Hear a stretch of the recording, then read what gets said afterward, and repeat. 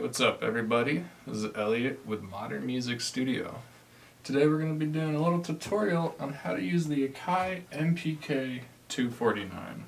It's a super useful MIDI controller. It comes with 49 keys. You have a 16 pad beat pad for like playing drums or even triggering samples. You get a pitch shift wheel as well as a modulating wheel. You get different banks which you can assign within your DAW to different sounds. And you also get 8 knobs and 8 faders, so you can control volumes as well as different effects within your song or whatever instrument that you've chosen to play with. It's a great MIDI controller. It works with any DAW, such as Logic, Ableton, Pro Tools, Cubase, and like FL Studio, for example. So let's just hop into it and have some fun. Alright everybody, now that we have it plugged in and turned on, let's go ahead and start making some noise. So you'll notice the first thing up here is I have this preset bank. You can just kind of scroll through using this knob right here. Sorry if you couldn't see that. This knob at the very top that controls the screen. I don't think you can see it on the camera, but if you scroll all the way to the left, you'll see this preset that says Live Light.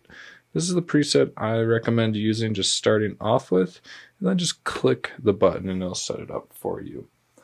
The next thing we're going to do is I want to go ahead and put a sound in the, just like create a MIDI track, right click, hit insert MIDI, and then I'm going to just drag any MIDI instrument onto this and kind of go from there. So let's record something on this track. I'm going to go ahead and turn my metronome on and turn it down just a little bit with this knob over here on the right. And then now I can actually use the MPK to record, and I won't have to hit record on Ableton itself. So if I hit this red button right here,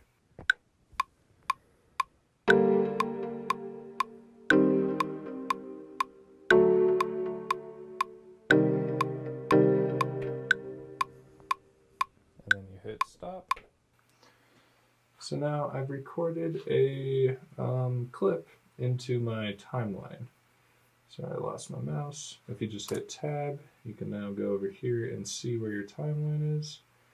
And then I'm just going to drag that out. And now I can duplicate that by hitting Command D, and let's just listen to it. You can also hit play right here.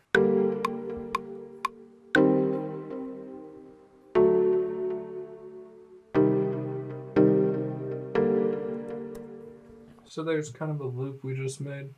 The next thing I want to do is I want to insert another MIDI track and show you how these drum pads kind of work. They work with the piano as well, but I just want to use some drums for it. So I'm going to use some random kind of drum sound. That'll probably work. I'll drag and drop it onto here, our MIDI track, give it a second to load, and let's kind of hear what that sounds like. So now we can record a drum track on top of this. So let's turn our metronome back on and let's just try to come up with something really quick.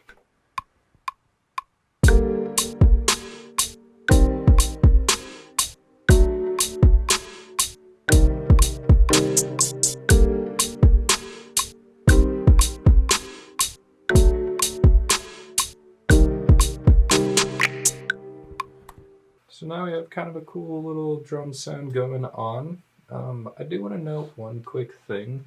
When you're recording in Ableton, sometimes you're not going to be perfectly on the metronome. Something I recommend is if you come up to Edit, I believe, and go down to Record Quantization, you can select what you are quantizing to. Meaning like for every 8th note, on an 8th note grid, anything I play is going to snap to that after or while I'm recording.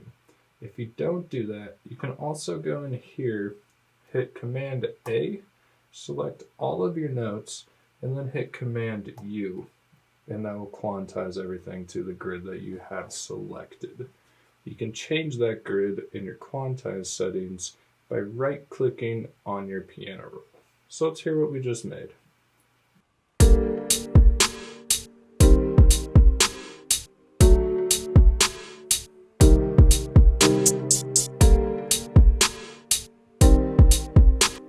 So kind of a cool beat. So the next thing is I want to mess with some of these faders. Oh. So the faders are automatically kind of assigned. So fader 1 is track 1, 2 is track 2, 3 is track 3. You can change that at any point by just hitting Command M and selecting something, and we'll just say reverb for now on my drum track, and touching one of those faders. So now that I've done that, this fader, if you look at Ableton, controls my reverb send. So I can turn it up or down as I'm playing.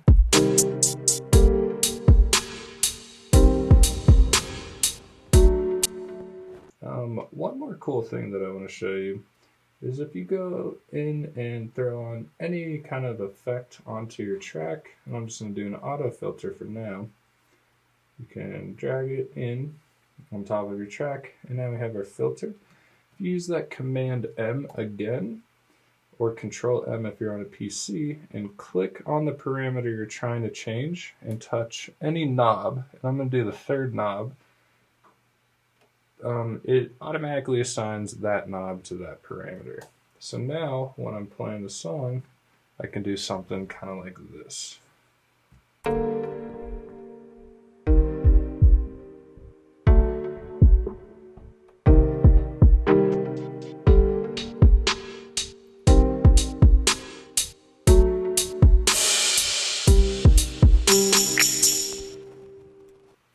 And so that's kind of a quick way to do some automation or setting up some MIDI, kind of like assigning different things to your MIDI tracks. Anything you touch in that kind of MIDI control mode with Command M will just assign that parameter to what you touch. A couple quick things over here on this little bank thing is full level means that no matter how hard you hit a pad or how hard you hit a key, it's going to play that sample at full level. Since the MPK is velocity sensitive, it means you can play things really quietly or really loud.